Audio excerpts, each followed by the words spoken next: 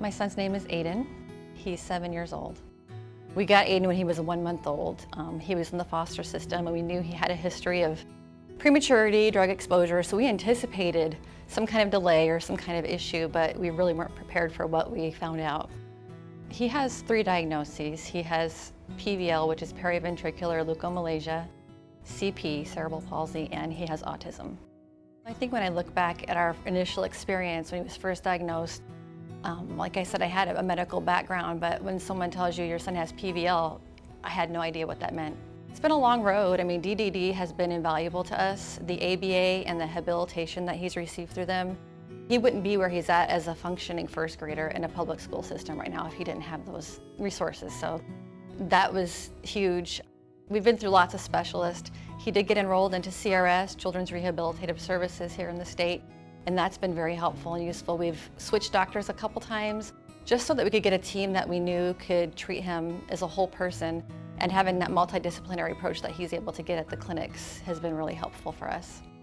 So I think about these families who have no medical background whatsoever, and they're going in this situation and they're getting all this news and they have no idea where to go, who do I see, what's going to happen.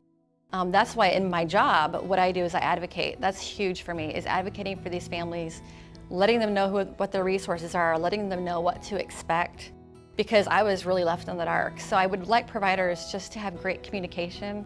Just, you know, they see this all day long. You know, they see these kids all day long, and I understand from that perspective.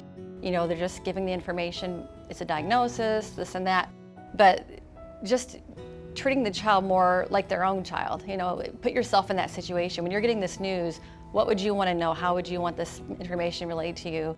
And then just helping get the resources put together. It's a muddled system, but just being present and seeing the child as a whole person, not just that one diagnosis. He is just resilient. I mean, that has been the best thing about him, getting through his little life, is his resiliency. And he's brutally honest, which keeps us hopping. But he's just a joy, and he's been a true blessing to our family.